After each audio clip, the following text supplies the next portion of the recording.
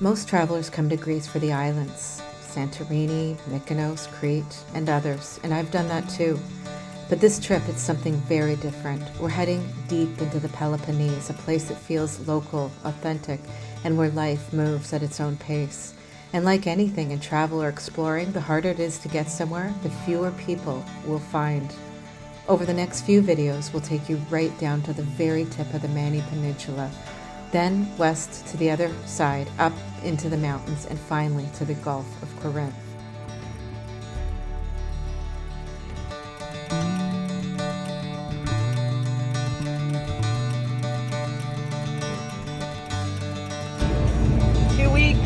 Many places, many adventures. We're excited.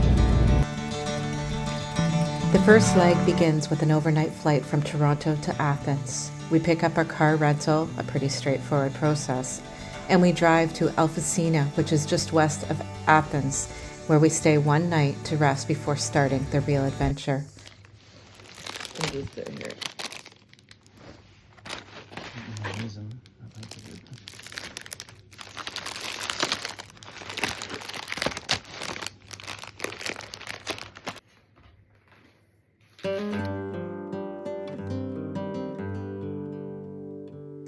The next morning, we set out to Porto Kagio, deep in the Peloponnese. This region is often described as the heart of southern Greece, steeped in ancient history. It's dotted with medieval fortresses and home to some of the most dramatic landscapes in the country. It's a peninsula within the peninsula, connected to the mainland by the Isthmus of Corinth, and it feels worlds away from the bustle of Athens. Hello, little guys.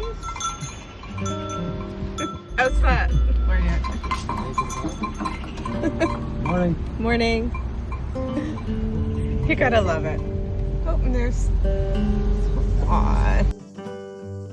We drove about 2 hours through some of the most stunning scenery, seaside bluffs, winding roads, up mountains, and ancient towns before reaching Kiveri Beach on the Argolic Gulf, a lunch break before our final destination of Porto Kagio. This charming seaside village is known for crystal clear waters fed by underground springs from Mount Parnon. It's an easy place to get to, convenient parking, and it has a stretch of pebble beach and plenty of tavernas lining the shore.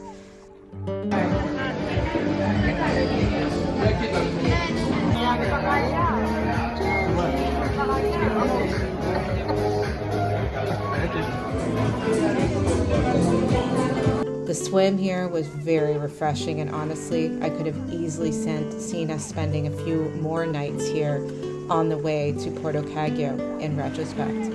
It has a laid-back, small-town Greek charm. Hi. Having fun? Which is this town that we're in? Kiveri? Kiveri. Good call on the lunch in Kiveri Beach. One thing as North American tourists I was going to say is that we're used to paying for everything here. All of the umbrellas are just there. There are no charge and no charge for parking, which it just seems so bizarre for us as people coming from North America. Yeah.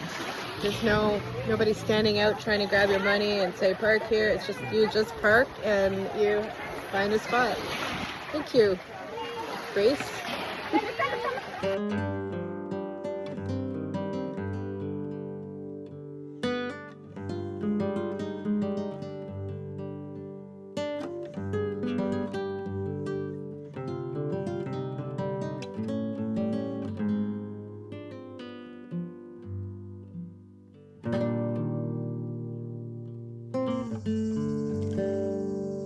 From Kiveri Beach, we still had about 3 more hours of insanely beautiful driving. This time it was deep into the mountains. The road took us through dramatic scenery, weaving between valleys, climbing up hills, hugging cliff edges. Some stretches were so narrow, with sharp switchbacks that demanded full attention, but yet every turn opened up to views that just made us stop more than once just to take it all in.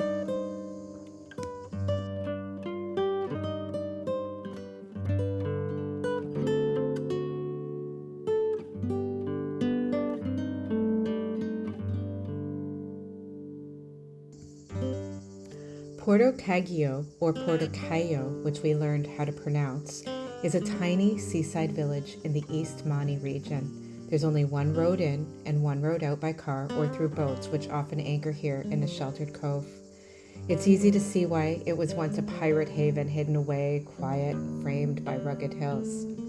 A little bit of history here. The Ottomans built a castle here around 1568 to guard the port and patrol Kiveri Channel. The Venetians attacked just 2 years later, forcing Ottomans to abandon.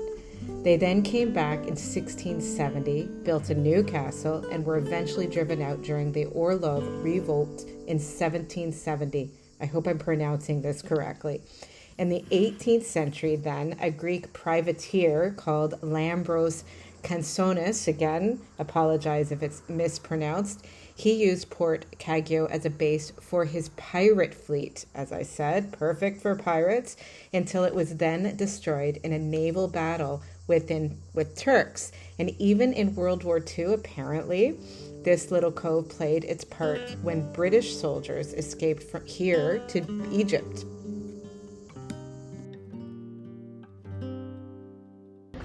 Well, we just arrived to this absolutely incredible place, but I gotta tell you, it was just like anywhere in the world.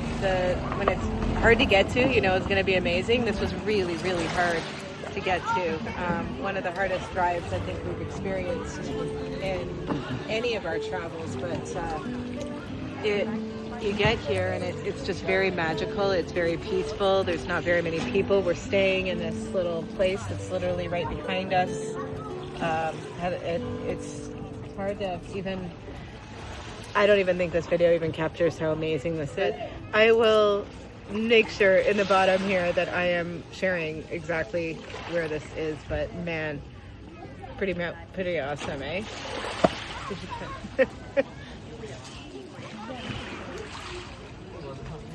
Of course we did it all. I'm on this most incredible run walk. I'm still recovering from a broken leg injury, but I'm still able to kind of get a good cardio in with walking. And we're in Kagio, Porto Kagio. It's, I think, pronounced Porto Kagio. And you can see I'm just on this one road that leads in and out. And you can see these mountains behind me. And right over there, like where that little line is, those are roads climbing mountains. So it's pretty, I gotta be honest with you, pretty kind of scary. But those are all little roads going, you can see houses in there. I don't know if you can catch it on the camera, but there's like a little village right on the edge of this mountain. It's a pretty cool environment.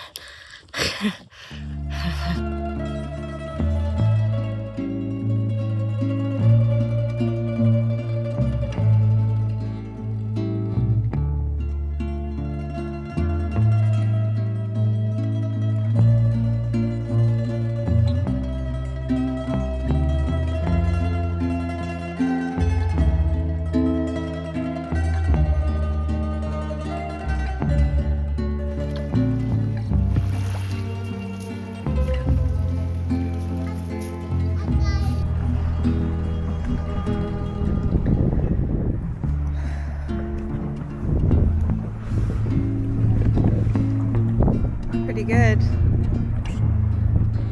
Oh yeah.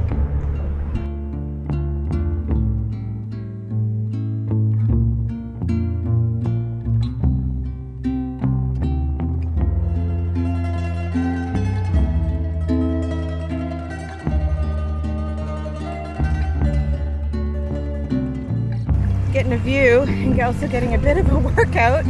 Here we are.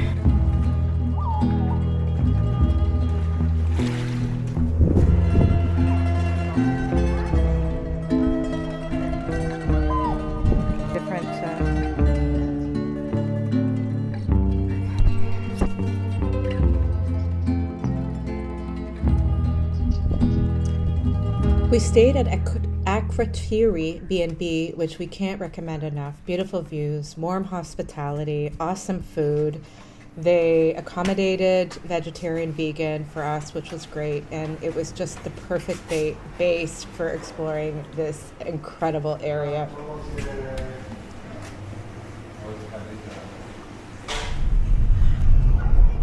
All right.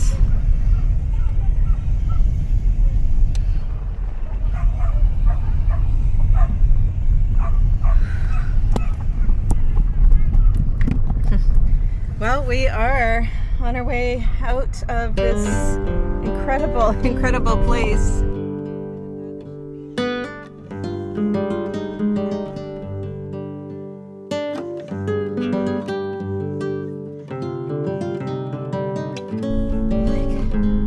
All right, good luck.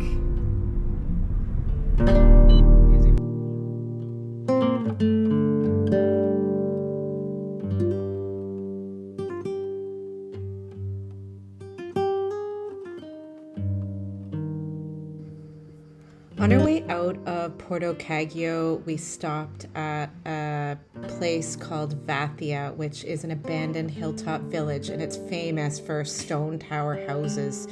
We were told that only one resident lives here year-round, and there's a handful of people that come during the summer months. And walking through the quiet, sun-bleached streets just felt like stepping into another time, although it didn't feel like that long ago that many of these places were lived in. Wow, this is so bizarre. It's like a whole little village in here, right? Whoa, they're all bees. Don't show fear. Yeah.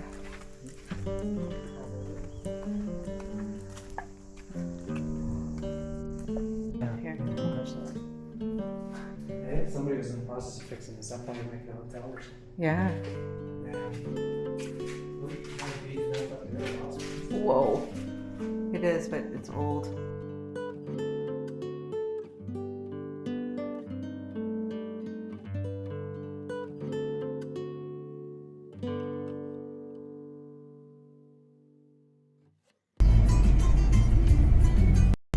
It's day 2, and we are headed to the Sparta area, still on the Peloponnese, but we're going to be staying more in the interior at a sort of a mini resort area for the night.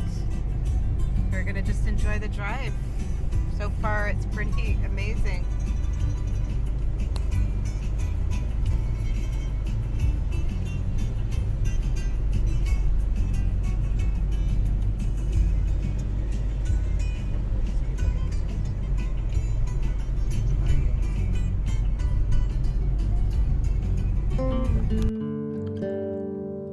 Our next destination, we're going to head north to ancient Sparta and the medieval ruins of Mistress before making our way to Kalikaika, which is on the western coast of this peninsula of the Peloponnese. That's all coming up in the next video. All the content you see here, the filming, the editing, the research, even my voice here, it's created by myself and my husband, Brad. So your likes, your comments, support is just something that helps, and of course, always appreciated. We'll keep sharing our travel stories and itineraries. So if you want to plan your own adventures, or there's something here you like, or even if I've made an error, please give me a comment, let me know, and thanks again for watching.